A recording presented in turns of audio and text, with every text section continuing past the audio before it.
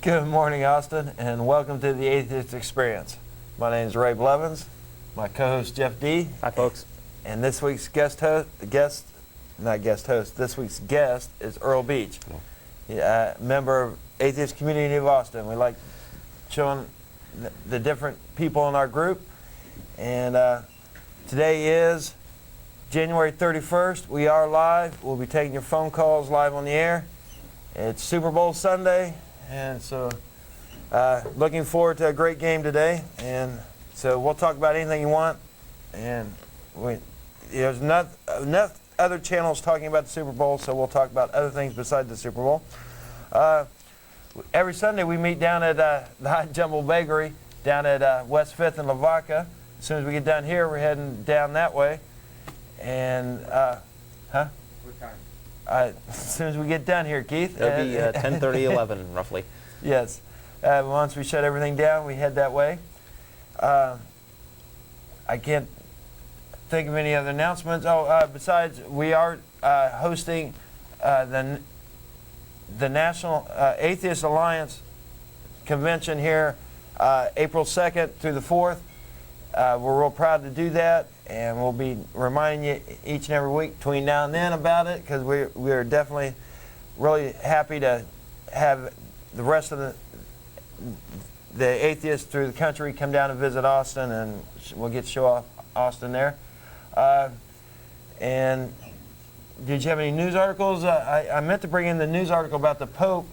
I got a few. Okay, good. Okay. Tell us the Pope story first. Okay, like I said, unfortunately, I forgot to bring in the news article, but his intervention there, I guess you could describe it that way, with the governor of Illinois has pardoned this convicted killer who actually killed his drug buddy. It was over drugs, and he killed his friend and his friend's girlfriend, and he confessed to it. There was no doubt he did. It was a very brutal thing that happened years. I can't remember the exact year, but the whole point is, I don't think the guy should have been pardoned whatsoever. But the Pope leaned over and asked the governor to pardon this guy and said his name, and I can't remember his name. Mm-hmm. And the governor, who the article said was a Baptist, was so overwhelmed by the Pope's plea there that he immediately left and went and pardoned the guy in just a matter of hours. And by the risk of the negative PR from saying no to the Pope, I would imagine. But so the Pope's case had nothing to do with whether the guy was guilty or not. It wasn't, maybe he didn't do it. It's all just don't kill him because that's exactly. Exactly.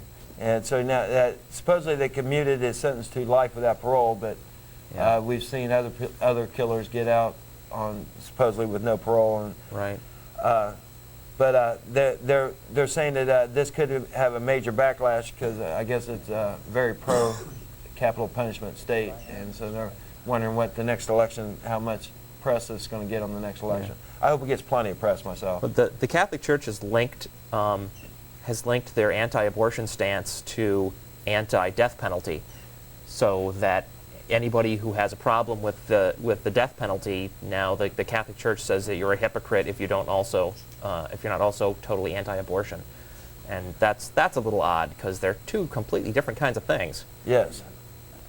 But I just thought that was really interesting. Yeah, I went on. I go to CNN every night before the show and find the latest relevant news, and I went to their list of stories about the Pope's visit, and boy, I was just completely overwhelmed by 6 or 8 different stories just gushing about how wonderful and beautiful and tasty the Pope is.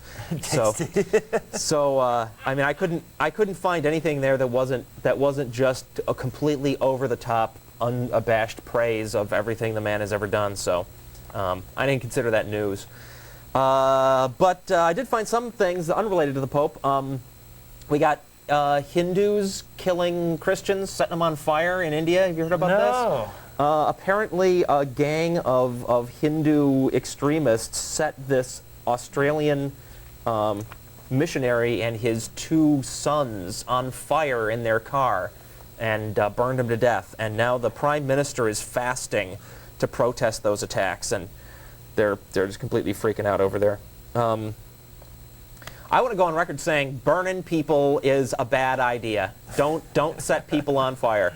I'm a little surprised to see that there doesn't seem to be any information on what it was that set them off. I mean, was it just because they were missionaries? I mean, I wouldn't be surprised to find out that certain Christians were involved in any kind of bizarre things. But there's not that would justify setting them on fire. Setting people on fire is a bad scene. But I mean, it's also one-sided. It's just. Are Hindus trying to start the apocalypse now? Good question. That was Earle, I'm not sure our when the sound Hindus guy. think the apocalypse should be, if they even think there should be one. Anybody know? No. I don't think they hold to the apocalypse. They have a cycle. It goes in cycles, and I forget exactly. Yeah. We'll get you in here, Earle. Hang in there. Sorry. Then we got conservative activist Gary Bauer. I think he's involved in a group called Focus on the Family, though it's not mentioned in this story. I was thinking the name sounded familiar. Extreme right-wing conservative wacko has announced that he's forming an exploratory committee with the Federal Election Commission. He's thinking about trying to be president. Oh, that's good. That's scary, yes. Just keep an eye on that guy. Study finds evidence of life 3.7 billion years old. Danish researchers said on Thursday they had found what they think may be evidence of the oldest life on Earth, a signature left by plankton 3.7 billion years ago. There is no standard fossil evidence of the plankton, but they looked for a chemical signature in ancient rocks in West Greenland and apparently found it. So that's pretty cool. That's all my news. Oh, wait. No, actually, a couple of more things. Oh, yes. I have this clipping from, I think, the Chicago Tribune. I'm not exactly sure. We mentioned a story that was in News of the Weird a couple of months back about atheist activist Rob Sherman in Chicago, who was arrested for beating his son and then apparently said somewhere that he was trying to put the fear of God into the kid. Well, he has allegedly violated the terms of his conditional discharge on that domestic battery conviction, and so they're accusing him of violating his sentences. Bad atheist. Bad atheist. Don't do that. Is that it? Oh, there was there's the high school atheist group in Grand Blanc, Michigan. You know about this? I haven't heard anything about this. No. Fill me in. Oh, I stumbled on this story on the Alt-Atheism news group on the internet last night, and I went to the website. There's this kid, 16, in Grand Blanc, Michigan, who has started an atheist club, and he's chronicled all of the evasions that he ran into from the school administration, trying to stop him from getting the club started. He finally contacted Americans United for the Separation of Church and State, who had lawyers send a couple of letters to his school, at which point they relented. So apparently they've got an atheist club meeting, and it's been mentioned a lot in the local paper, and he's got write-ups of all of the news stories that they've received and stuff. It's really we'll have to do more very research. interesting. Yeah, we'll have to do more research on him. That's all I got. Okay, For just news. remind everybody this is January 31st. We are taking your phone calls live, but I want to introduce Earle. Earle's our resident Bible expert of the group, and I feel you're qualified for that title. Would you like to tell the audience your qualifications, or? No. Okay. I want to find out more about the Pope, though. What's this Pepsi angle, Jeff? And Pepsi angle? Yeah. Oh, are you talking about like Pope advertising on Pepsi products in exactly, Mexico? Yeah. Yes.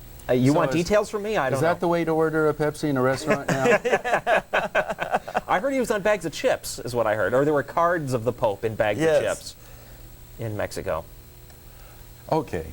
Well, anyhow, that's not my background. I was raised in one of those Protestant cults that refer to themselves as Bible-based believers.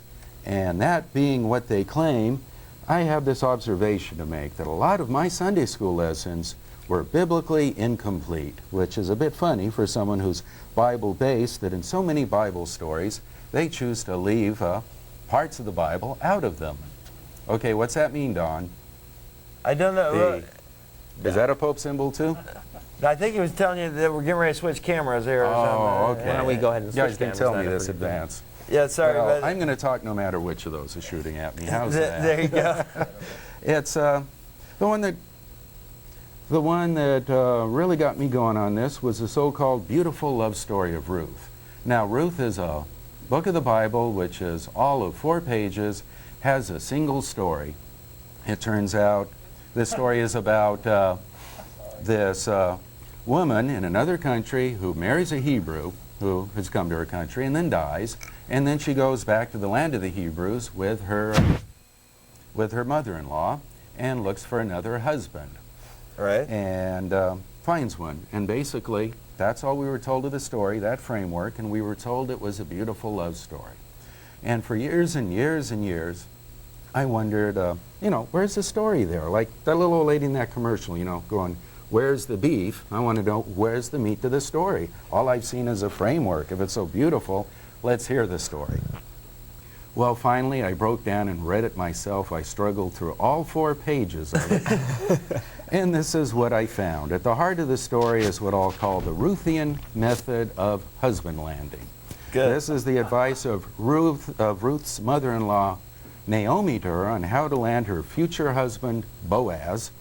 And it's this: when he's eaten and drinking to his fill and then falls asleep in his workplace, go to sleep with him and let him find you there when he wakes up. That's a beautiful love story, folks. Oh, did I say children? Don't try this at home. I don't have any daughters. Don, I've already picked on you. Is this advice you'd give your daughter? When you find a boy you want to marry, sleep with him, see if he likes it? No. No, that's what I thought I'd hear. It's pretty dangerous advice, actually, so I can see why they didn't say it, but that's the heart of the story, and I've got to disagree with the conclusion that it's a beautiful love story. I think not. And that's the way it's going to be with most of these here. The conclusion was based on a limited presentation of the facts. If they'd have said everything the Bible said on the subject, they'd have come up with something quite a bit different. Well, that story of Ruth, that little 4-page book of the Bible, it's the 8th book, and it's the farthest I had to go into the Bible to find these stories. So now I'll start at the beginning. I'll pick on the first one. That's from about the middle of Genesis, and it's about Abraham sacrificing his son Isaac. And we're all familiar with this, even if we haven't been church, because of the Bob Dylan song that starts out with the lyrics, God said to Abraham, kill me a son, right? We all know that story. Abraham and his wife Sarah are both over 100 years old, and she finally has a son. He finally has an heir. Yeah. Well, that was Abraham's response when God told him that your wife's going to finally have a son. He laughed too. He fell on the floor laughing. And he's the first man in the Bible to be called a prophet of the Lord. So instead of going around saying what the Lord predicts is going to happen, the first biblical prophet laughs at what the Lord says is going to happen. I thought that was kind of interesting. Yes. But anyhow, they have the kid, believe it or not. You probably choose not to. But we'll go ahead and act as if the story's true.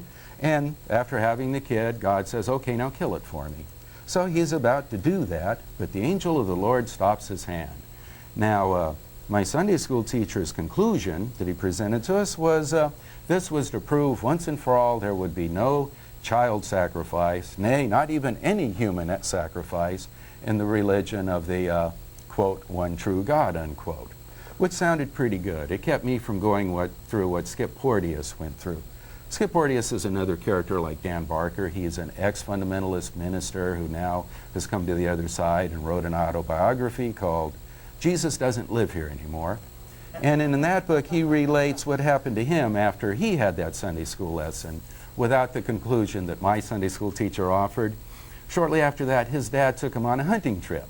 And yeah, to boost the little boy's self-confidence, at least the father thought it would boost the boy's self-confidence, he said, why don't you lead, I'll follow. Yeah, so he's just had this wonderful Sunday school lesson about a man trying to kill his son, and he's having to walk through the woods with his father behind him with a loaded weapon. That's Well, right. Yes. yeah, but it's the conclusion that my Sunday school teacher gave me that I've since learned was wrong, and I learned it in a variety of little steps.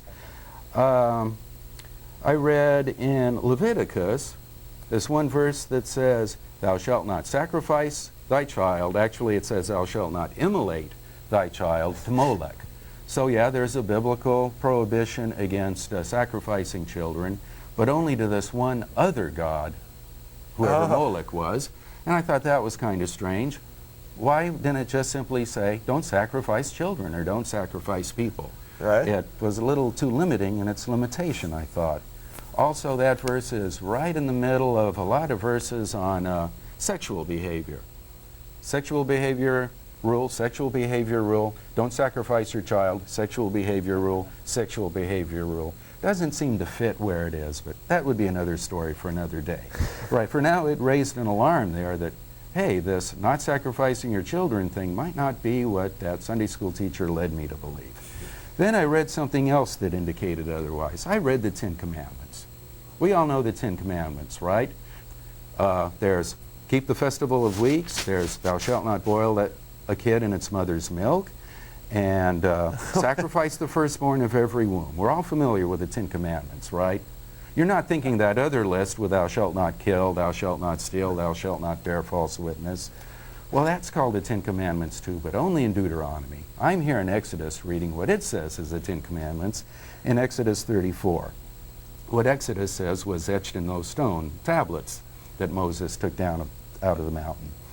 And the fourth commandment is indeed sacrifice the firstborn of every womb. So now it looks like there is child sacrifice after all. But don't want to take anything out of context. I'll read the whole passage and I'll find that there are some limitations here on sacrificing the firstborn of every womb. And the first one is there's an escape clause if it's an ass. Asses, I guess, are pretty important to some people. If it's an ass, you can buy it back, that is, redeem it. Redemption is a word that some Christians equate with salvation, mind you. You can redeem it with the price of 2 birds. And oh yes, then there's a second exclusion thrown in. Okay. Yes, you can also redeem the firstborn human male child. Only there's kind of a gap here. It doesn't say what the redemption cost is. I guess everybody's just supposed to know. So rather than there not being any human sacrifice, it's like it's actually written into the Ten Commandments. And then I'm reading my favorite prophet, Ezekiel. Ezekiel's my favorite prophet. No one blows the big ones like Ezekiel does. But again, that'd be something for another day. He's also got nice theology if you have to have some theology. But he says this there in his chapter 20, he says, I gave them ordinances that were not good and ordinances through which they could not live. And goes on a little later to describe that as their immolation of every firstborn so as to make them an object of horror. So it sounds like this later prophet is saying that yes, indeed, they were instructed to sacrifice children. That's a quote from God. Well, that's a quote from Ezekiel. Right. It also makes it sound like it's a big practical joke. Yeah, it pretty much does. Well, Okay. Well, Ezekiel didn't give them the Ten Commandments, right? no, Ezekiel's that was quoting quite God a few there. books earlier, yeah. Okay. But now let's go to something in between, the book Sure. of Judges, and there's this character named Jephthah. Jephthah gets about as much space as Gideon does. They both cover about 3 chapters, and you know, Gideon's real important. The Bible group names themselves after Gideon. Here's Jephthah with about as much airspace. And Jephthah's another great warrior in conquering the Promised Land. And Jephthah is spirit-led. We know he's spirit-led because, where's my little notes here? Yeah, in Judges 11, verse 29, he makes a vow. It says, while the Spirit of the Lord is upon him. So I guess instead of that little fish symbol on the back of his ass, he's got the descending dove symbol. Remember now, this is important. This man is spirit-led. While being spirit-led, he makes a vow that if he's victorious at war, he will kill the first person he sees when he gets home. When he gets home. Yeah. So he's like, The benefits of being spirit-led, let me tell you. So he probably figures it'll be a servant or slave coming out to unsaddle his ass or wash his feet or whatever. But instead, the word of his victory's reached home, and his only child, his daughter, arranges that no one else comes out. She comes out, she's wearing bells, she's all ready to dance and sing and make her father real happy, and he doesn't look happy at all. Boy, wouldn't you have liked to have been there for that conversation? Anyhow, he tells her what's up and what's going to happen to her, and she goes along with it. She says, well, can I have 2 months to go off by myself in the mountains and mourn the fact that I'm going to die a virgin and childless. That's the order they're given. I guess that means dying a virgin is more important. And, you know, I thought about that and I went, well, you know, if it was that important, you could take care of the virginity problem within 2 months. And maybe if you wanted to take care of the childless problem, you could have asked for 9 months instead of 2, but Yes. maybe she knew how far she could push things. So she goes off, mourns herself for 2 months, come back, and her father did as he had promised, we're told. This is all in the 11th chapter of Judges. So that's a pretty big false conclusion there, I think. There would be no human sacrifice, and in fact there was human sacrifice and child sacrifice at that. So, That's great. oh, I also snuck the third one in there. I've got about 6. And the third one, where they didn't tell us the whole biblical truth, was about those their 10 commandments. For some reason, I was never taught that one of them was sacrifice the firstborn of every womb, or that one of them was thou shalt not boil a kid in its mother's milk.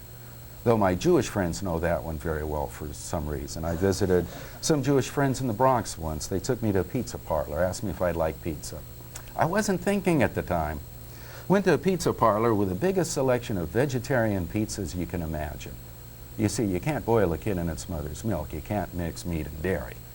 Oh, I was wondering. That's what they take that to mean. At least. I was wondering where Okay. he's going with that. Okay. So anyhow, Should we Well, yeah, I was take gonna some say, calls on Ooh, we these? have some callers yes. already. Do you want? Get back to the other 3 later? Yeah. Yeah, we got. Yeah, because you're doing great. Let's see here. Mary?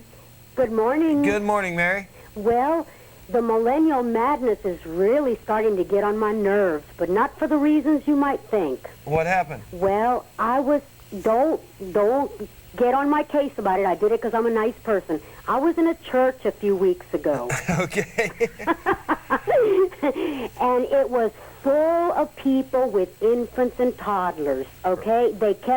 I couldn't hear a word that was being said for all the kids crying. Okay, that's okay. That's not the part that bothers me so far. But it was a Christian church. These people are committed to the idea of an apocalypse, you know, an Armageddon. Yes. Well, if it's going to happen when they think it's going to happen, like in a couple of years, those children are going to be victims. I mean, seriously, that's love? Love for their children? Yeah. It doesn't make sense to me. You're What are right. they doing making babies if they think the world's going to be gone in a few years? Exactly. It came to me like a brick in my head when I was sitting there. I couldn't believe it, and I can't go back now. It's just too much hypocrisy for me to swallow. Okay? You know, go up to any of those Christians and ask them if they'll be willing to, like, hand over all their stuff to you on a certain day. Oh, God, they'd You know. rather slap me down. Yeah. I mean, you know, it's got to be by their rules or nothing. It doesn't matter that their rules don't make any sense at all. Yeah.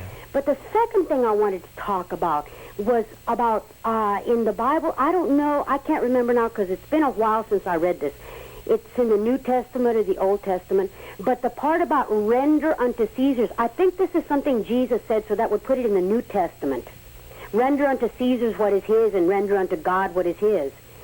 It's starting to look like religion, and I'm not even going to specify. I'm talking about religion in general. The idea of worshiping a higher being is starting to look like a colossal scam, okay? Because they're saying you got to live by the laws of the world you live in. Right. But if you live by those laws, they're so screwed up that they'll make you nuts. And then you'll be criminal. Then you'll be a criminal. Okay, and then the police will get you and put you in the prison industry and get money that way. It's starting to look like a gigantic, because when you've really got problems, you really can't go to religious people. I mean, when you've got the profound problems that deep thinkers like myself have, Right. you can't go to them. It's no good. It's like trying to go to psychiatrists and psychologists. I found it better just to figure it out for myself because I've got a really good mind. Yes. But you know, it's just starting to look like this gigantic scam that most people are playing along with. And Unfortunately. Excuse me? I said, unfortunately, you're right. Probably the richest entity on earth is the Catholic Church, right? If you count all their money. Oh, right. They tried to get me. I was raised in San Antonio, and I had to go to a Catholic school. And I ended up telling them, I stayed up all night one night to watch the women going into the place where the priests lived, because somebody had told me that went on, and I said, no, that's not possible, because I was an idealist. Well, they made me stay out there all night, and I saw them going in there, and after that, there wasn't a damn thing the Catholic Church could tell me, because I told them, kiss my ass, goodbye, get out of my face. All right. And that's all I want to say. All right. You have a great Bye-bye. day, Mary. Okay. All right. Today's topic is Bible Babble for a title, and we got the Bible on CD here. So if we have any questions about verses or anything, we can call it. We have the King James Version on Bibles, what the laptop's here this morning. So let's try another caller. Did you find that render unto Caesar's thing? No, I'm sure That's in one of the Gospels, but I don't know exactly where. But I do want to remark that thing Sure. about obeying your secular leaders. Sure. That's at the first few verses of the 13th chapter of Romans. And it's kind of funny. You know, we had the Nuremberg war crimes trials and all. We incarcerated people for life who were merely following their government's orders, and that's actually a biblical commandment. So it's one case where secular law, secular ethics, certainly was better than biblical ethics, I think. Good point. All right, let's try Jonathan. Hey, Good morning. how's it going, guys? Fantastic. I really enjoy the show. Thank and you. I was calling just to give you some good Bible babble. Okay, let's hear it. Actually, Ecclesiastes chapter 1, verse 2. Vanity of vanities, saith the preacher. Vanity of vanities, all is vanity. There's one piece. Now, I was also going to ask you about one thing. I think it is Sure. in Proverbs, and it's something about a dog returning to his vomit. Does that ring a bell? I kid you not. Now this has been surprised me. this has been Proverbs taken down. Actually, this is thought to have predated the Bible. What? But no, That's our sound guy having fun there. it's been it's actually thought to have predated the Bible, and it's become this adage, sort of to describe a criminal returning to the scene of the crime. Oh. So, yeah, it's a dog always returns to his own vomit. That's the modernized version, and it's been used by politicians and Well, everybody else. I'm but trying to look it up right now and see where it I is. believe it is in Proverbs, but I can't remember what part of Proverbs. It's been a while since I read the Bible. Me but, too, but I'm looking up, I can do a word search. I'm looking up vomit. Yeah, it should be Oh, in yeah. Proverbs. Here we Oh, go. you found it. No, I found one vomit. And let's, Thou shalt. So vomit is biblical, at least. Oh, sure. let me, Yeah. Okay. I mean, at least in the King James Version. and something about honey, eat so much and throw up and something. Well, I haven't found it yet. Let It's me in- try one more time. Somewhere in Proverbs. There it is. As a dog returneth to his vomit, so a fool returneth to his folly. Yeah, there you go. Proverbs 26, verse 11. Some of my favorite Bible babble has been in Job, because God just completely ridicules and demeans him after he ruins his life.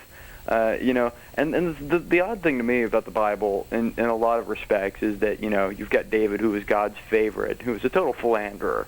I mean, you know, the guy was just a bastard, and God loved him still, like, you know, as he would.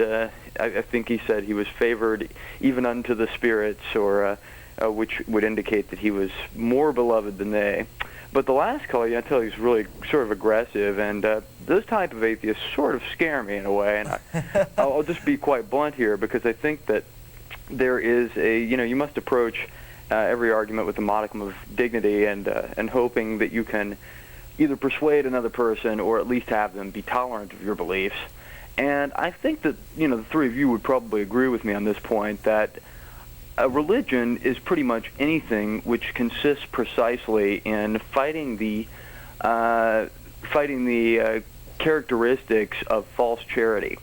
So that a lot of religions are sort of people who have bandied together and who are attempting to make some sort of difference in some way. And that is the sense that I get from religion, is that it is, a support mechanism. And so by that token, I also think that organized atheism is a religion. I think We've heard that before. I don't think you'll have us agreeing with you on that for sure, and Well, probably not the last thing you said. Well, that's fine, but I think it's a very old philosophical premise. There have been many tomes written on, I'm not by any means a theist.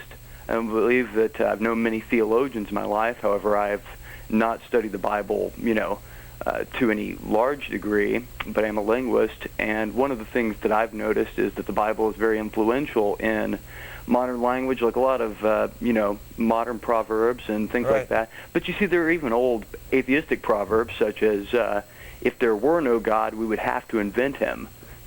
I mean, it's sort of, in what sense is this a proverb?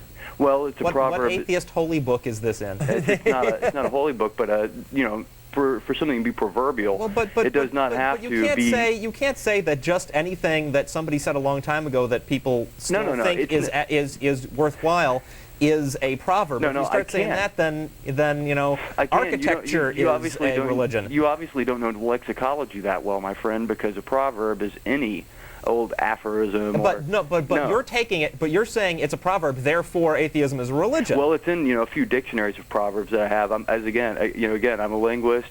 All I do is compile dictionaries for the majority of my life, and it's quite entertaining. I like what I do, and I'm telling you right now that a proverb is a proverb is a proverb. Okay. Yes, but that's not my point. That's not my objection. My objection is you say atheism has proverbs, and therefore atheism is a religion. No.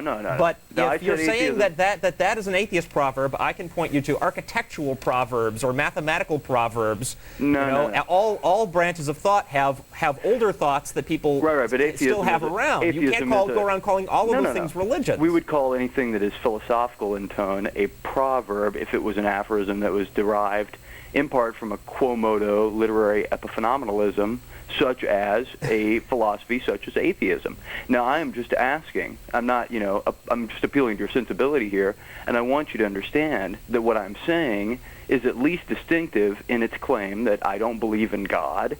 Now, I don't believe in a God that doesn't exist either, and that's part of the reason I don't subscribe to organized atheism, because being organized... Wait. You said you don't believe in a God that doesn't exist. Exactly. Are you saying that atheists, that other atheists do believe in a God that doesn't exist? A lot of them I've known have. I haven't met any of these people. Well, for you to contend something that other people live, obviously if you say you don't believe in a God that doesn't exist, I have to take your word at face value. However, I believe that if you're involved in some sort of group which bolsters self-image by means of patronizing other groups and dissecting their culture and their freedoms of expression, then I think that, that shows, it speaks reams of one's self-esteem, my friend. So, Okay. I didn't realize that's what we were doing. I think that you're the one doing the patronizing in the moment. Not patronizing at all. Yes, you are, my friend. Now look in Job when God says, "Where wast thou when I laid the foundations of the earth? Declarest thou if thou knowest it all, pea-brain? Let me tell you, oligophreniac, you papuliferous, quisquillian, rebarbative, flossinous, and illipoliticated." All right, we've had enough of this guy. The colors come out, don't they? Wow. Please? Certainly, sir. I'm sorry, Earle. Grade A number one This is a psycho. connected series of statements intended to establish a proposition. I don't know if that went out on the air or not. That was good, Earle. I like that. All right, let's get back to Earle and the Bible. Like waiting, huh? It was going great. So let's get back. Remind everyone, this is January 31st. We are taking calls live on the air. And I've been pointed out from our floor manager, atheism does not get any tax breaks. So it does not get religious tax. So exemption. by that standard, it's not a religion. Yeah, it's If the government can't But I don't think we really need to bother refuting that last psycho. okay. But Earle, you're doing great, and would you like to continue with Joseph? So that was John. Still trying to digest that last phone Well, call. that- Yeah, Weird that- at the yeah. end, didn't it? Yes, it went off there. Okay. Well, next one I was going to talk about was Joseph. Still in the book of Genesis, a bit later on. Joseph gets almost the final third of the book, so he's a pretty important character. Basically, he's one of 12 brothers of this sleazy character named Jacob. And Jacob favors Joseph, and the other brothers are jealous, so they put him in a pit. Boy, sounds like we played when we were little kids, right? And Joseph gets extricated from the pit. There's two different versions of that story. One has the youngest brother arranging to have him removed from the pit, and the other one has the oldest brother doing it. Well, whatever. In the He gets same out book. of the pit. In different chapters in the same book. Yeah. But that's a pretty common thing. Yeah, that's the reason I the want to same point that out. stories told different ways. There's two creation stories. A lot of the same stories told about Abraham are told later about Isaac. And so on and so on, but that's another topic for another day. Okay. Basically, gets out of the pit, then he's sold into slavery, ends up a slave in Egypt, ends up not just a slave but in prison there because some woman frames him for something he didn't do. And then he starts interpreting dreams. God gives him a dream interpreting power. So he interprets Pharaoh's dream and becomes real powerful because of that. And then here come his family back on the scene. They're starving to death because of a drought, and they want sanctuary from the Egyptians. And Joseph, we're told in the Sunday school class, because of the power God has given them in Pharaoh's court, arranges this. But go back and read the text, you find there's another way that they got sanctuary there that really didn't have to do with Joseph's power. Basically, he told them to lie to the Egyptians, to deceive them. He said, don't tell the Egyptians you raise sheep. Whatever you do, don't let them know that you're shepherds. And you know why, Ray? We were talking about it before. It's an abomination. Yes, raising sheep is the second biblical abomination, being a shepherd. Of course, it's an abomination unto the Egyptians. That's something about the word abomination. It's always an abomination unto someone. It's a finger-pointing thing. That's all. So he tells them to lie to the Egyptians to get what they want. So it's guile and deception rather than God-given power. I thought that was interesting. That was not, a very big difference, but well, obviously the conclusion was again false because they didn't tell the whole story there. They left part of what the Bible had to say out. And they constantly repeat that story. I mean, I heard that story constantly growing up and never knew the whole story because I should have researched the Bible more closely when I was younger. Well, I wonder if they left this part out too. Joseph enslaved all the Egyptians. Did you know that? All of the Egyptians? Well, except Pharaoh. He made them all slaves to Pharaoh. The drought hit them. He arranged that all the Egyptians had to sell their land to buy food, and somehow or other, this made them Pharaoh's slaves. So Joseph was responsible for enslaving all of the Egyptians. No, I didn't know that. And that's how the book of Genesis ends. And then we go in the next book of the Bible, Exodus. And guess what the situation is there? When in the one book, all the Egyptians are slaves because of this Hebrew character. Now, the Hebrews are slaves. Are slaves to the Egyptians. And we're not told how that happened. There's probably some good stories missing there. Yes. But probably good stories from the Egyptian rather than the Hebrew perspective. But I've never heard of any archaeologists or anthropologists or what have you finding the Egyptian versions of those stories either. Kind of puts the whole lived in Egypt, Exodus thing kind of in doubt, I think. What I've heard is that the closest thing they've been able to find historically to match the Moses story is that there were these outsiders who came in and conquered Egypt and then eventually were driven out by the Egyptians, not enslaved by them and ran away or escaped. It was the other way around, which would actually fit the Genesis story better. Yeah, it Really would. interesting. By the way, Keith, somebody's on hold on one. I don't have a name, but go ahead. Oh, okay. Well, now that I've got us into the Exodus era and Moses, I've got a little story to say about that part. Sure. We all know about the great plagues and everything, and The killing seven. of the firstborn. And there's 7 plagues. No, 10 plagues. Some big number. Okay, like go ahead, that. sorry. Yeah, and then the parting of the waters.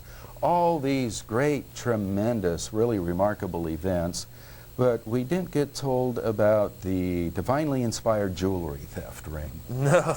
Yeah, on their way out there to despoil the Egyptians. And how they despoil the Egyptians is they borrow their clothing and their jewelry.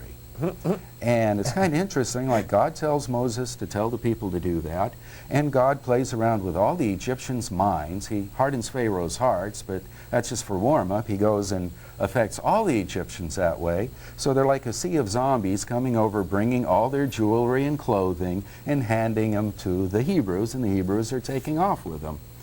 And I kind of thought, they borrowed things and didn't return them, and that's despoiling Egypt of all its wealth. Something doesn't quite click there, and something about that just doesn't fit the scale of the great plagues and the parting of Yes. the waters. It's Interesting that neither of those things made it into that sanitized cartoon version that came out recently. yeah. Well, this is my version of the sanitized. This is my comic relief for this. This is my Leslie Nielsen insert here. Okay. This is, to me, it's a comedy of scale. It's like in that Police Squad episode where they've got the shootout and then they pan back and, the good guys and bad guys are shooting at each other while crouching behind overturned garbage cans. The camera pulls back and the garbage cans are 3 feet apart. It's that type of comedy of scale. Yes. It's like, why bother? And other than, I guess, the great moral lesson of God is not beyond leading a jewelry theft ring. That's good. You like try another color? And we'll save Gideon for later. Okay. Yeah, thank you. Okay. Dwayne? Hey, how you doing? Fantastic. Hey, those groups of people who came in and conquered Egypt for 150 years were called the Hyksos. They came from Egypt. they came from Asia. Okay. And they ruled for 150 years, and then they were driven out finally. Okay, thanks. But I wanted to ask you guys a question, kind of what the guy on the right was saying about the Bible, with these weird stories and the stories being constantly repeated and told over, and the story that is repeated contradicts the first story, and things like that. One thing I noticed with a lot of, I guess basically just Christians, is that they say that God is all-powerful, he's all-knowing and omni-everything, right? Right. But if you read that Old Testament, he's like a big, powerful man, but he still has the same weaknesses as a man. He forgets, he's jealous, he's fearful of men. Like if you go to Genesis, right? When he drives the men and the woman out and punishes them, he says, look, the man has become as one of us to know good and evil. Now if he reaches to the other tree of life, he'll live forever. So they drive him from the garden and they put a cherub at the gate or whatever with a sword to keep him out. But he's like fearful that men will become like him. And then later you have the story of the Tower of Babel, which is after the flood. He says that men are working in unity, speak the same language. There's nothing that they can conceive in their mind that they cannot accomplish, right? So God comes down, sees what men are doing. They're building a tower.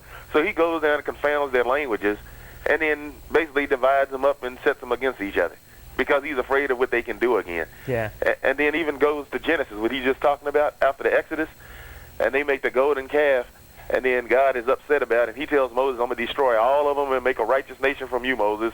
And then Moses said, wait a second, God. You promised Abraham, Isaac, and Jacob that you would make a righteous nation from all of these people. You can't kill them now. That's breaking your promise. And then God said, oh, wait a second. Let me repent of my evil thoughts. Then I was waiting. Then I always point that to the Christians. And I said, how does God that is good have evil thoughts? Who's he asking for permission? Yeah. Yeah, who does he repent? Who does he go to save his soul? You know what I'm saying? Exactly. Good But- question. Then they try to cover that over. But I said, if you keep looking, this God guy forgets, and he plays games with men's heads. Just like when he came in the garden in Genesis, and he didn't know where Adam and Eve were. Was he just playing with them, or did he actually not know where they were at when he was looking for them? Excellent. And I'm just basically saying is that if they just read their Bible and take it literally, he can't be an all-powerful God. So how do you know when God is playing with us and when he's actually being honest with us? Good question. You know. That's an excellent question. Hey, thank you, guys. You have a great day. And that's a response that I hear a lot. You're taking it too literally. That's meant to be figurative. Yeah. But they can And yet never they're- give what their ground rules are for that. How do you determine, what are your ground rules for deciding whether something's literal or figurative or not? So my usual response is to pick something extremely figurative that would blow part of their doctrine away. Like I once heard a liberal minister in this town here say that all the resurrection stories were figurative. You know, when Peter was talking to the gardener and realized later it was Jesus, he really was just talking to the gardener, and it was the realization was figurative. It was the bit of Jesus in all of us. This would be a little too figurative for probably most Christians, but what is our line of demarcation? What are their rules for what's literal and figurative? And without anything saying, this here is a story or this be a parable, well, then I tend to take it literally. This is what it says. And in many cases, it says something pretty bad. Well, let's try another call here. Stephen? Yes. Good morning. Yes, I had heard the caller from before, the linguist who had called in, and I myself am a fan of words. All right. Which word's your favorite? I'm always excited when I hear one will try to delineate their own propagate label of action, even when one tries to hypothetically masturbate like an old Ukrainian. Bye. Well, that's the sort of blinkered, Philistine, pig ignorance I've come to expect from you non-creative garbage. Thanks, Arlo. That was Sit good. there on your loathsome spotty behind. Whoa. You whining, hypocritical toadies with your colour TV sets and your Tony Jacklin golf clubs and your bleeding Masonic secret handshakes. John Cleese does it a lot better, doesn't he? Let me join with you. Good one. Yeah, but he never calls. That's funny. Boy, Yeah. That would be nice. So, Excuse me. Yes, he never answered what was his favorite word. He's a fan of words. That just blow me away when the people say that. it was the same guy again. You think so? Yeah, oh, absolutely. Yeah, these people that know big words than I do, they just, you know.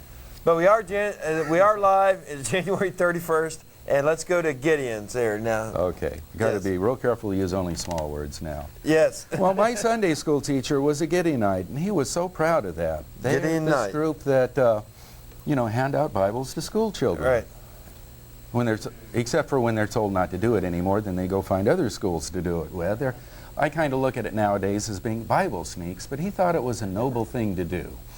And so they picked a real noble biblical character to select as their namesake for their organization, Gideon, who was one of the great conquerors of the Promised Land, which is something I never understood. The Promised Land had a promise attached. The promise was it was going to be the land of milk and honey. And it seems to me that the significance of milk and honey would be what? Pleasures and They're food from animals that Oh. you don't have to kill the animals to get to, right? Oh, good point. You don't kill yes. the cow to get the milk. You don't kill the bees to get the honey. Good point. It's kind of like a promise that the land was just going to open up and present itself to you, and it wouldn't be constant warfare there. And yet it was, and they have all these great biblical conquering heroes to get this land of milk and honey, and it was to be their land alone, and yet you find like David leading a battalion for the Philistines and such things as that. They never had it all to themselves. They never had it peacefully. But anyhow, promise of the land of milk and honey. Well, let me return from that tangent. And I was talking about Gideon, one of those Yes. Old Testament heroes, and a guy so good that this group would name themselves after him. Well, I read a few things that Gideon did that were left out of the Sunday school lesson. Maybe they were left out because the guy had to take the time to talk about the Gideonite Society instead. Gideon tortured his war prisoners. Bring up the Nuremberg War Crimes Tribunals again. Yes. If Gideon had lived in our time, he'd be a war criminal. He wouldn't be a hero that we'd be naming groups after, at least if he was on a losing side. He ground thorns and briars into the men that he had captured. And yeah, I'd say that was pretty severe torture. Either that or the crown of thorns that around Jesus' head must come to nothing. Oh, and the other weird thing that he did, or the other not so hot thing, at least from the perspective of a believer, is after this direct talk with God, this being this great champion for God, we learned the phrase, the sword of the Lord and of Gideon, that the 3 chapters about Gideon end talking about him turning from belief in the biblical God and worshiping some sort of graven image called an ephod, and how his entire hometown was punished by God for that. So, it kind of makes me wonder, here's this great biblical character, talk directly to God, but then he goes up and worships other gods. But I guess that's a pretty common thing, because later on in the Bible, we're told that the wisest man that ever lived did the same thing too. I'd never Solomon heard that. in his final years worshipped other gods. And of And it course, says that's this not right the in the same Bible. book that says he was the wisest man that ever lived, but it's in there. What'd you find? Ephod. Is in Exodus also. I was doing a search for ephod. We need a dictionary that tells us what the heck an ephod is. Anybody out there know what an No. ephod is? Call Oh, in. yeah, I didn't think to bring a dictionary. I have a dictionary right here too. Oh, okay. And Don't ask what words mean. You'll get that guy again.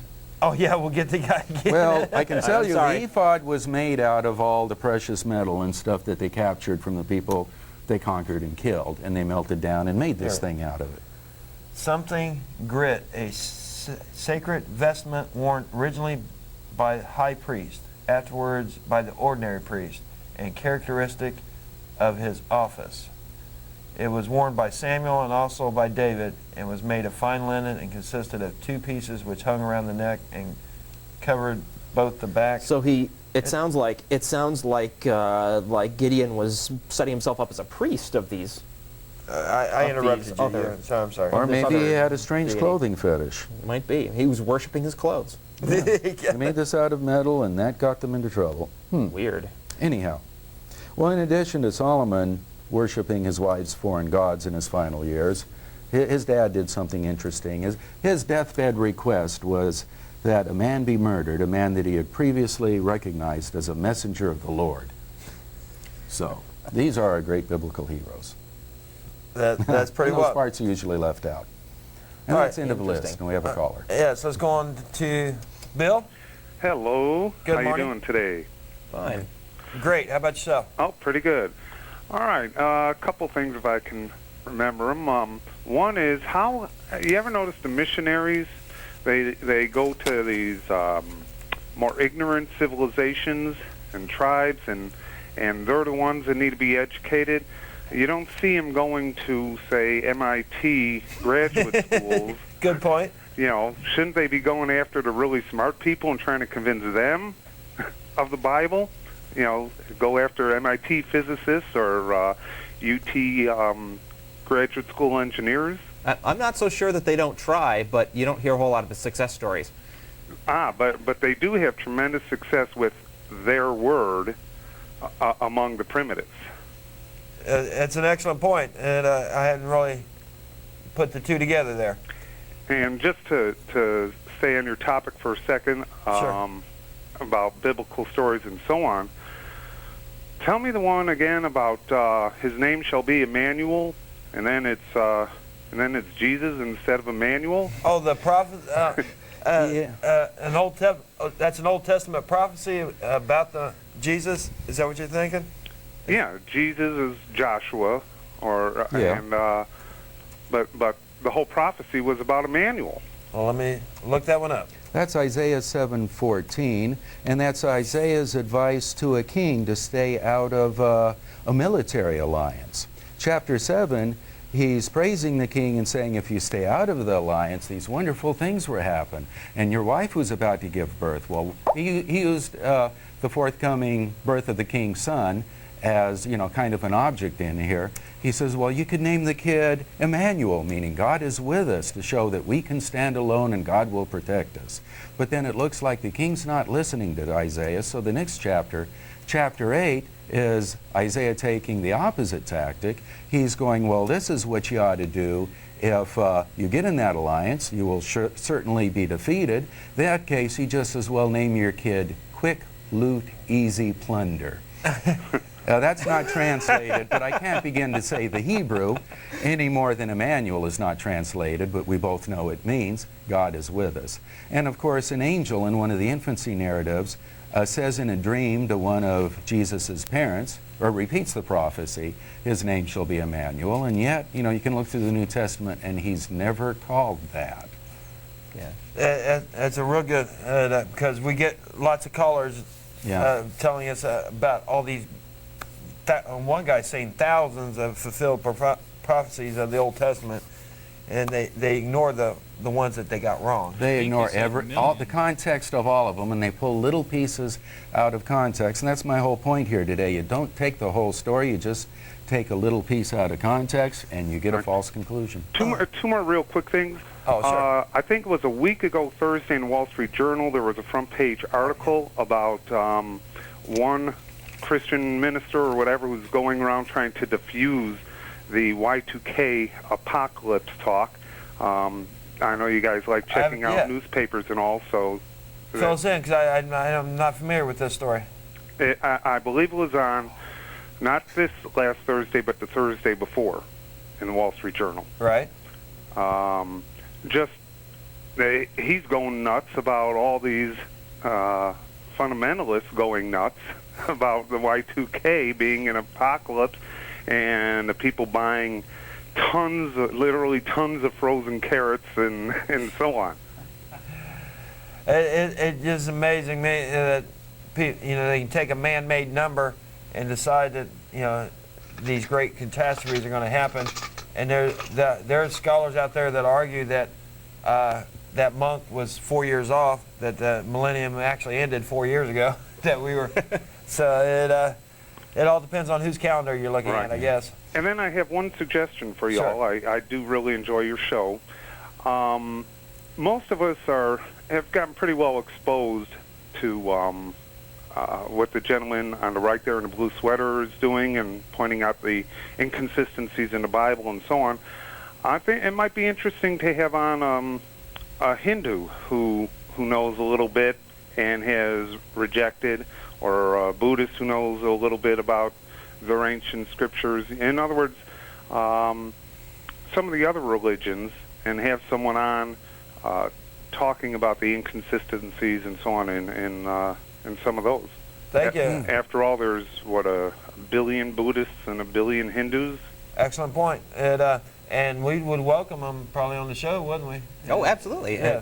We just don't know any that would want to come on the show right offhand. If anybody out there is a person of that description or knows somebody like that, get them in touch with us. Yeah, call our voicemail. We are not here just to bash Christians. In fact, we're not here to bash anybody, but we will equally examine all claims of the supernatural. Right. I appreciate your call. Okay, thanks. You have a great week. All right, let's go to our weekly series here. I was trying to think of a good word for it. I didn't. We're talking about all these Tools words. of critical thinking is what I'm calling it. Yes. This is my latest installment of my series on rules of critical thinking. Last week we talked about honesty, the rule of honesty, which says that the evidence offered in support of any claim must be evaluated without self-deception. This week's critical thinking tip: replicability. If the evidence for any claim is based upon an experimental result, or if the evidence offered in support of any claim could logically be explained as coincidental, then it is necessary for independent observers to follow the same procedures and to achieve the same results in subsequent experiments. Any experiment, no matter how carefully designed and executed, is always subject to the possibility of coincidence, implicit bias, or undetected error. This rule provides a safeguard against those risks. If someone correctly predicts the roll of the dice, you should ask them to duplicate the feat several times before granting that the prediction was anything but a coincidence. If a religious investigator claims to have experimental proof of the efficacy of prayer, it is reasonable to wait for the experiment to be replicated by a number of neutral researchers before lending it credence. Given the subtlety and complexity of most scientific experiments, even cautious and unbiased scientists can commit errors.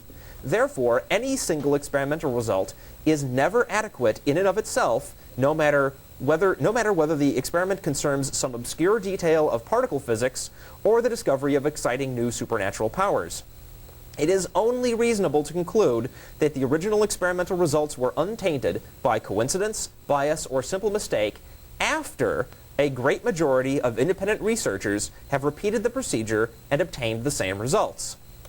The rule of replicability is regularly violated by parapsychologists who are fond of misrepresenting coincidences. The famous psychic sleuth Gerard Croiset, for example, allegedly solved numerous baffling crimes and located hundreds of missing persons in a career that spanned 5 decades, from the 1940s until his death in 1980. The truth is that the overwhelming majority of Croiset's predictions were either vague and non-falsifiable or simply wrong. Given the fact that Croiset made thousands of projections during his lifetime, it is hardly surprising that he enjoyed 1 or 2 chance hits. The late Dutch parapsychologist Wilhelm Tenhaf seized upon those very few prize cases to argue that Croiset had actually demonstrated psi powers. That was a clear violation of the rule of replicability, not to mention the rule of honesty. A few isolated hits cannot reasonably be taken as evidence of psi abilities, even if those few prize cases actually occurred. In fact, however, much of Tenhaf's data was fraudulent. Next week, we'll begin to discuss the rule of sufficiency, beginning with the burden of proof. The burden of proof for any claim rests upon the claimant. It is not the responsibility of others to disprove a claim. Excellent. I appreciate it. You're doing a great job with that, Jeff. Enjoying that. So one of the things this is actually a shareware Bible program they got here, and it's got quite an extensive bibliography. But over here, it's got book synopsis. And what I liked about it here on the 4 Gospels here, it goes through and lists what the total number of verses, and then goes through and tells you what is in common with the other 4. And I thought this was wrong. It says there's 1,071 verses in Matthew, and out of those, 387 are in common with Mark, only Mark and Luke, excuse me.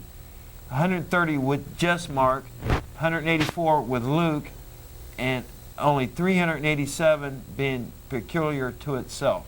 And it goes through for each. I thought that was interesting. And then it gives you a synopsis on each of the books. It's an impressive for a shareware. Yeah. I was real impressed. Ray, you notice something missing from the 4 there in that description? John. John is missing. I wonder, please tell me why. John has very little in common with the other 3. There is a term for the other 3 specifically to exclude John. Synoptic? That term is synoptic, yeah. Yes. And it's to the point where theologians debate the synoptic issue. How can these 3 books, Mark, Matthew, and Luke, with so much in common, be so different in so many points? And it's like they just ruled John out of the picture completely because he's so different. That's real interesting. One of the ways it's different, there's no mention of hell in John whatsoever. I didn't know that. There's no stories of demonic possession and exorcism in John, and they're in the other 3 Gospels.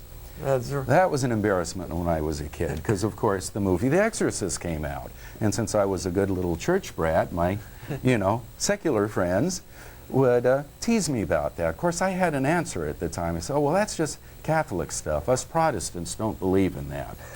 Then I read the Bible and found all these exorcism stories. Oops, that is part of it after all. That's funny. All right, let's go on to David. Yeah, good morning, guys. Good morning. Yeah, I had a little more of a, modern day topic to discuss. All right. I know y'all are talking about this, and it's pretty interesting. I don't find it, as far as, all these topics about, stories that I guess were told 2,000-3,000 years ago, and who knows how many times they were repeated by mouth and then written down and revised how many times. I mean, there will be inconsistencies, and who knows if there ever were even accurate. I mean, but even nowadays, we got the nation of Israel that exists, and we've got a group of people over there, the Jews, who are trying to reclaim what they consider to be their promised land, right? And, and so right now, today, in this day and age, whenever we've got nuclear weapons and chemical warfare and everything else around the globe, we've got a group of people who are pushing and pushing till they eventually, I guess, take all the way to the Jordan River and mainly take Jerusalem. And we all understand that this is their current agenda. I think you'd be a fool to think that they're going to stop before they get Jerusalem. And I just wonder, do you support their push to take that land? Well, actually, there are political divisions within Israel, and not all of them are as hardline as the current regime.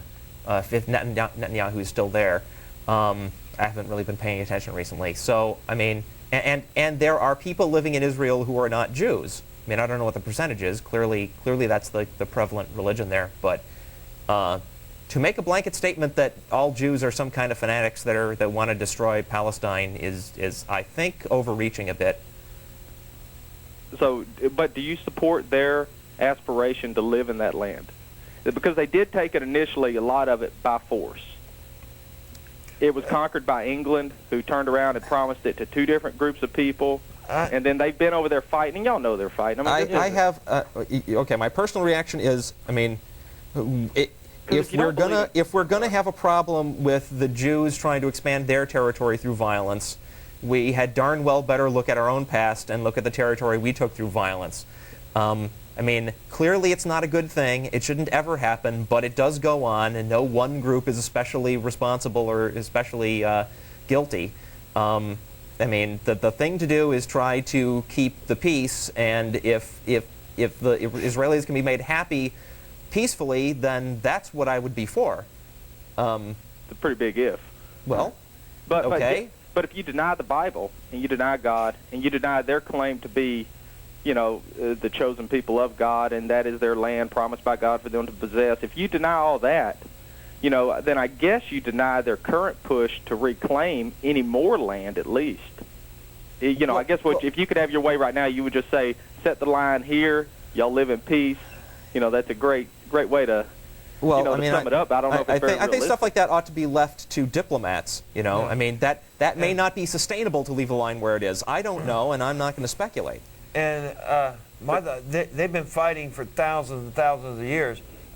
Any solution that we come up with today is not, I don't see any solution coming. I see them fighting in that area for another thousands and thousands more I years. certainly agree that to the extent that they justify their efforts by turning to their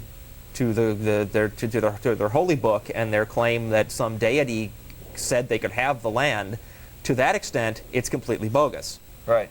Right. No argument there. So you don't really support them in that aspect. But if they can militarily, if they're mighty enough to take it, then that is their right to claim it. That's not what I'm saying either.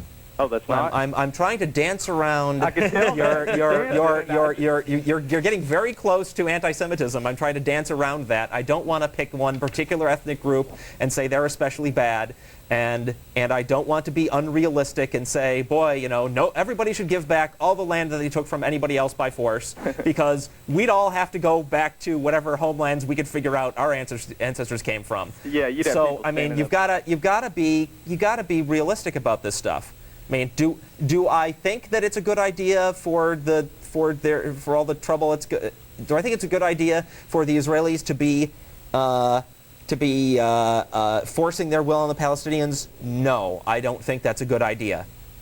Right. Well, I agree with you there. I guess the only real question I have now is, we have a right to have an opinion about this, and it's not anti-Semitism. It is merely right and wrong. And the reason I say that we have a right to have an opinion is because we are at jeopardy because of their actions. We're in the middle of it. We got our army over there in the Persian Gulf. Yeah. And well, we we're got really ourselves in the middle of it, didn't we? attack. Yeah. And I think since we're at risk, we have a right to, to step in and have an opinion. And as an individual American, you have every right to step up. Well, and I expressed my opinion, but my point is, it depends on the way you express the opinion. I mean, if you make blanket statements about all those damn Jews over there in Israel, and they're all fanatics, that's wrong. That's going way past the line. But you're pretty much condemning the Bible and everything, which is condemning, what they hold as a cherished history of themselves, and I just think if you're condemning that, if you restrict yourself to issues of fact and whether an assertion is factual or not, you're safe from racial problems. But if you start separating out some ethnic group and picking on them specifically, then you're in danger. Well, I'm not condemning Jews. Okay. I'm just condemning the actions of people over there who are taking land by force. Yeah, all right. No, I wasn't accusing you of anything. I was just explaining why I was being cautious about what I said. Yeah. Okay, well, guys, y'all have a good evening. I just wanted to get modern. All right, you take care. And have a great day. I think he said have a good evening. Then it's like, I don't know where he is. Okay. We are live January 31st, and it always happens here towards the end of the show. We start getting a bunch of callers. Can we get some calls on what Earle was talking about here? Yeah, we'd love There's to got to talk. be Christians out here that have a problem with his interpretations. All right, There's got to be. Let's go with Stephen. Yes, how you guys doing? Hi, Steve. Good morning. Listen, Psalms 53:1 says that a fool has said in their heart there is no God. My question to you is real simple. You guys call the show Atheist Experience. Mm-hmm. If you don't believe in God and you don't believe the power of His Word, then what's the experience? I mean, what are you trying to prove? Are you trying to fight against God, or are you? No, we're trying to show people that atheists are real, that they're out there in your community, that we're real people, that we're not Satanists, that we're not out there, sacrificing babies.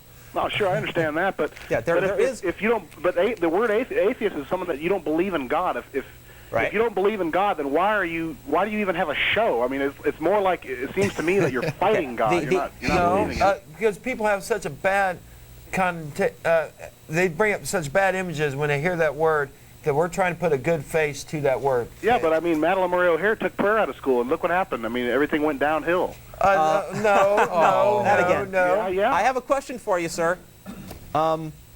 It was like 35 years between the time that Madeleine Murray O'Hair was involved in the prayer in school issue and the recent outbreak of school shootings, which is, I assume, what you're talking about. Explain the 35-year gap. Why did it take so long? If prayer was out of school, bang, 1967 or whatever it was. Yeah, but I mean, the digression, I mean, it happened every year. It got worse. It didn't take 35 years for a new crop of school kids to show up. Well, let me tell you. I mean, the fact of the matter is, when you take prayer, I mean, the whole issue is the whole issue is not. It's not a fact that you're fighting. You're not believing in God. It seems to me you're fighting against God, because you wouldn't have a show. You wouldn't try to prove a point. I mean, Okay. Let me ask you a question. Sure. Are you trying to get people not to believe in God? Did we lose you? You still there? We Yeah, had I'm some here. static. Are you trying to have this show to make people not believe in God, or what? No, we're not trying to change anybody's opinion. We're not going out there and trying to convince you, throw away your Bible or whatever else. We just want you present the facts in an entertaining way and let you guys know that atheists are real people and that we're out here. And yeah, but all three, you need the power of Jesus Christ, man. I mean, you can laugh at it, you can mock it, you can reject it, but the fact is, Jesus is alive, and he's coming, and he's confronting you right now with the fact. Give me phone. Yeah, give him our number. We'd love to. What are you going to do, man? What are you going to do when you stand before him and he says, "Why did you reject me?" What are you going to say? Can I get back to something you said earlier? You were asking. Go ahead, man. You were asking, about the title of the show, The Atheist Experience. Yeah. Go ahead. What's the experience? The atheist experience is what life is like when you're an atheist. Yeah, it sucks. Right? Huh? It's boring. It's boring. Excuse me? Okay, man? now are you an Experience is atheist, life, sir? dude. Excuse me, sir. Are you an atheist? No, sir. I'm a born-again Christian. You're not an atheist. I'm a born-again Christian. Okay, I understand. We are, and we're telling you, it's not boring. What's we the have this show. experience, then? Tell me. Try to convince me. Please. Sir? It's not boring. And we're here. The show is about what it's like to be an atheist, and to show you what it's like to be an atheist. It isn't boring. Well, now, if you think the show is boring, we're sorry. We're trying to be entertaining, and if you don't like it, you don't have to watch. Do you have power in your life? Do you overcome sin? How do you deal with loneliness and emptiness and temptation and fear? And how do you deal with all that? Can we take those one at a time? And that's a good point. That's the reason we're here for the show. We're here to tell you how we do that. We'll be happy to answer those questions. Pick one. Pick one of those things. Okay, We'll how do you address that. deal with the fear that's in your heart about these times that we live in? Okay. And myself, I educate myself with the facts that our time is not any worse than any other time. There is plenty of evil out there in the world, and we try each and every day to educate the people on how to get around that evil. I'm stumbling over my words here. I'm sorry. Okay. So how do you confront the evil? How do I confront the? I try not to confront the evil. I try to put on. I try to be the best American citizen I can each and every day. I'm out there voting. I'm out there educating the people. Well, that's good, but who's your Lord, man? Who's the Lord? We don't have a Lord. We do not have lords. Yourself, then. That's what you're saying. Yourself is your Lord. We're not slaves. We're free. We don't need a Lord. You're That's free? a slave term. Everyone worships something, sir. What do you worship, man? I don't. Oh, we don't either. That's a nonsense. Oh, I've got a question for you, Steve. Go for it. Who wrote that 53rd Psalm? Is that the one that said 53rd? 53rd, right? Yeah, David wrote it. David wrote it. This is the man that died asking for the murder of a man he'd recognized as a messenger of the Lord. Do you believe he was going to heaven to see his Lord right after he died? I believe he was a man after God's own heart, and I believe Then he must have been a fool to have done that on his deathbed. What are you talking about? I'm saying I don't care if that man calls me a fool. I look at what he did, and I think he's the fool. He died asking for the murder of a messenger of the Lord. Yeah, but you say he went to face his Maker after that, and if I believed in a God, I wouldn't go face him under those circumstances. Yeah, but sir, I wouldn't have a messenger of the Lord killed right before the Lord judged me. The Holy Spirit wrote the Word, and he used people. So you're saying the Holy Spirit lied about that Scripture? I don't believe in the Holy Spirit. Well, that's the whole point. But I That's my read whole here, point. right at the beginning of it, a Psalm of David. The Bible says You're this empty, is David's word, a Psalm You're of empty, David. sir. You're empty. You need the power of Jesus, man. Just face the fact. What are you going to do, man, when he pierces the eastern sky? Why do you and he's think... standing there before you, and he's going to say to you, "Why did you reject me?" What are you going to tell him? I'm going to say, hey, I didn't kill your messenger like David did. And you let David in. Yeah. Right now that I can forgive you and I can set you free and I can come and live inside of you and give you a hope eternal. And if you reject him, then what is your excuse going to be? Tell me one person that you know for a fact has gone to hell. Tell me any of them that you have gone to hell. Tell me that. There's people that go to hell every day, sir. Yeah, that name die one. without Jesus. Yeah. Tell how do you prove that someone went to hell? Because the Bible's true, man. So you have an assumption that the Bible is true. Man, there's people who have written documents that have died and come back to life that have experienced hell, and God spared them and gave them another second chance. Stephen, can you recite John 3:16? Yes, sir. For what point? God so loved the world that He gave His only begotten Son. Okay. Have you noticed that there's no hell in the gospel according to John? But he who believeth shall not perish. What's that word perish mean, sir? Die. Death. Yeah, and That's what does it say in Thessalonians about death and the fire and the flames to come? Can you recite from memory Thessalonians 3:16? I can get my Bible real quick and show you what it says. My point is, you don't have any salvation verses from Thessalonians, do you? Sure do, sir.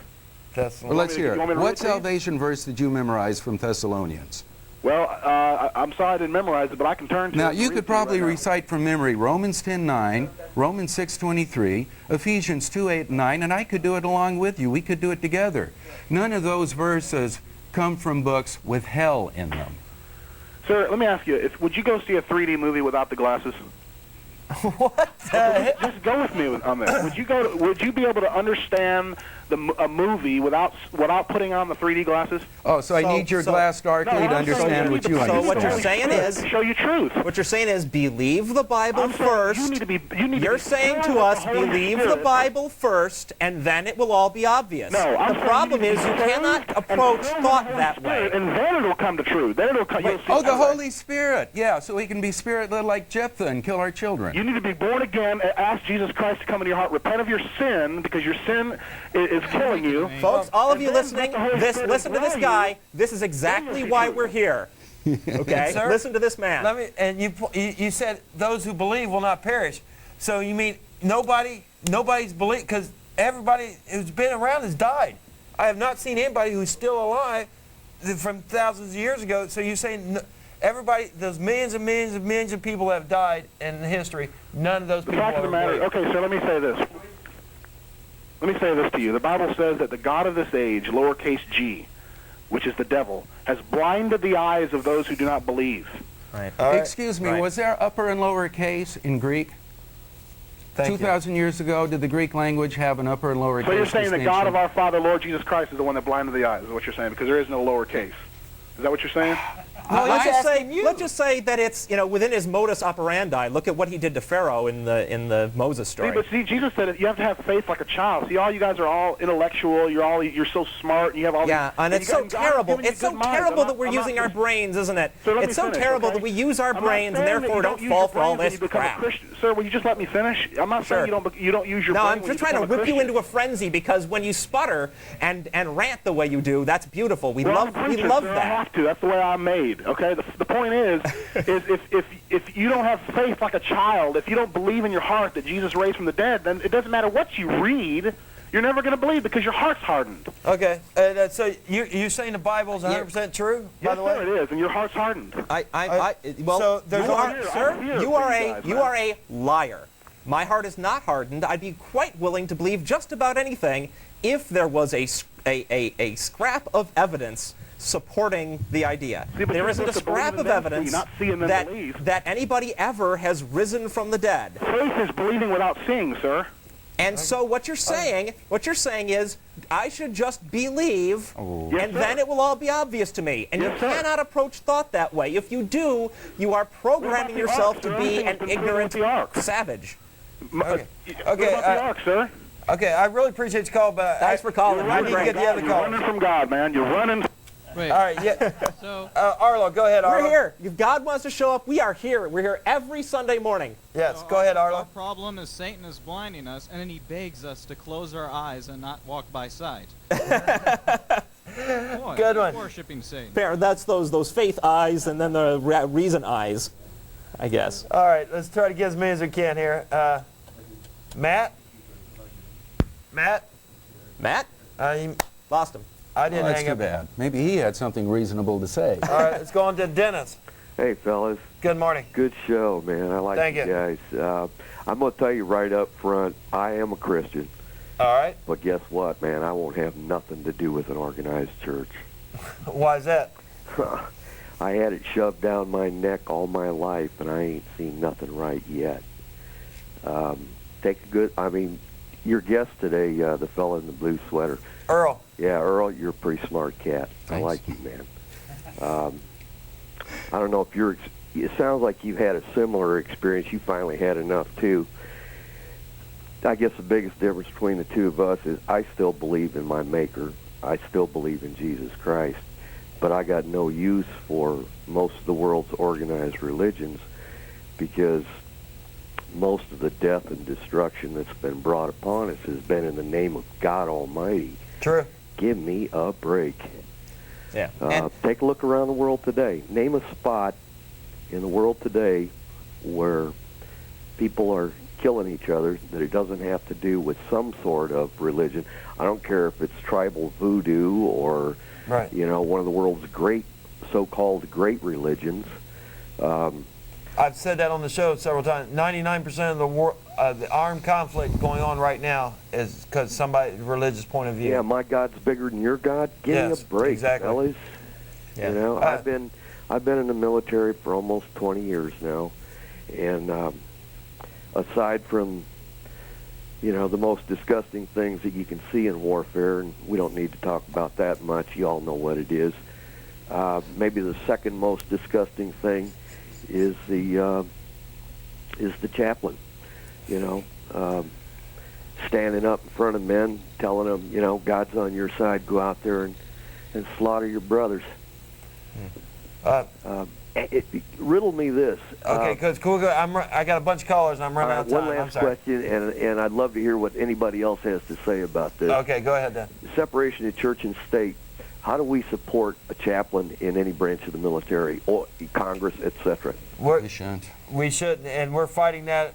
We wrote letters to our representatives because it just blows us away that there's a Senate chaplain and a House chaplain, and it's not like they're doing any good. That's the most unethical bunch of people I've seen up there. And every branch of the military has them as well. Yes, everywhere. They actually have a school to train them too, don't they? I suppose. My understanding I know they're officers. They get paid like officers. They're college graduates. $250,000 salary? Oh yeah, I thought that Senate They're got all 100,000 or something. They are all officers. Well, I appreciate your call. Adios. Thanks Have for a great calling. day. And for those of you out there who think that we just want to destroy Christianity and want to change how people believe, I have no problem with this guy. If he wants to believe that there's a God and be a reasonable dude like he just was, yes, I have no problem with that. That's exactly right. All right, let's go to Bill. Hello. Good morning. Hi, how you doing? Fantastic. I really like your show. I'm glad that you guys are on television. Thank you. Thanks, Bill. I had a question for the man on the right in the blue sweater. Earle. Hey. Earle. That always throws me because I'm really on the left here. You see us mirror image. But go right ahead. Yeah, I really I can relate with him because I think I could have spent years of my own life coming to the same decisions he did, and being at the age that I am now, I'm choosing not to because I knew that I would be just like an Earle. And it's really good to see somebody like an Earle who I could save a few years of my own theology for. You have a complaint about Earle? No, not at all. I love Earle. I think Earle makes really good points. Okay. Yeah, I wasn't sure the way he said that at first. I mean, he was saying, but go ahead quickly. I'm sorry. I'm just saying I could go from 24 years of age to 34 years of age and acquire the knowledge that Earle has, but I'm choosing not to because I've met Earle. That's what I'm saying. Okay. So my question is, and see, I took twice as long to get there because I'm 46. I can't tell what he's trying to say. But go ahead quickly. I'm sorry. So what comes next? Do you think that you guys would want to start your own religion that's more experiential? Well, we have this problem with the term religion. So many of us just associate it with what we were trained to in our youth to have it mean, and that is a God belief, and we obviously don't have God beliefs. Can you have a religion without a God belief? I mean, there are some groups that think they do, Buddhists, ethical culture. That you believe in, you can't see. Like, love is experienced and believed and not seen. Well, yeah. See, I believe in like neutrons, and I can't see those, but I can't justify calling that a religion. Right, but I can see us. But one thing I like Okay. about one thing So I you're like drawing about, a line. One thing I do like about atheists in general is they're not followers. They've sit down and think things out and come to their own conclusion. So I don't want a bunch of lemmings there following me and taking my everywhere and go out, and do what I tell them to do. Did we not ever what we're trying- schedule the people from the North Texas Church of Free Thought? Are they going to be guests ever? Yes, we're discussing a day. Okay. Go So ahead. keep watching the show. We're going to have these guys that comes next? claim to have a free thought church, and we'll find out what they have to say about that. So you have anything else? No, that's it. Thank you very much. You have a great day. You too. All right, let's go on to Ray. Hey, how you doing? First Real off, that guy was ranting and raving, the so-called born-again Christian. I just love these people because they're so scared that they're wrong that they have to try to prove it to everybody else. I mean, they have to try to change everybody else because they're so scared they're wrong because they're going to go to hell. Well, according to them, if you don't believe in their religion, you're going to hell. And the other religions say, well, if you don't believe our way, you're going to hell. So everybody's going to hell. So, Yeah, well, everybody wants to think that their point of view is the correct one. And most people will argue about just about anything that they think is their point of view. Right. The difference is, can you back it up with anything approaching, reason and common sense, or can't you? And if you can't, then, then you get ranting and raving. Right. Well, my mother is a really hardcore Catholic, and a friend of mine had a doctorate in theology and everything, went head-to-head on her, and just, blew her out of the water. And I'd never heard it before. Have you heard about there's two stories of creation? Yes. Okay, and what's that all about? How come they never mention that? Well, they don't, but they're right in succession in Genesis. I think it's in the middle of the 3rd verse of the 2nd chapter. The first story ends and the 2nd chapter begins. I listened to a minister here in town tell us once that his Hebrew professor in seminary school did a practical joke on the class. He taught him all the Hebrew necessary to translate the first creation story, and they used Genesis chapter 1 for their study material. Then he gave them a pop quiz, translate Genesis 2. All the class went, the 2.5 verses, no problem, and they hit a brick wall. He says the Hebrew was that different.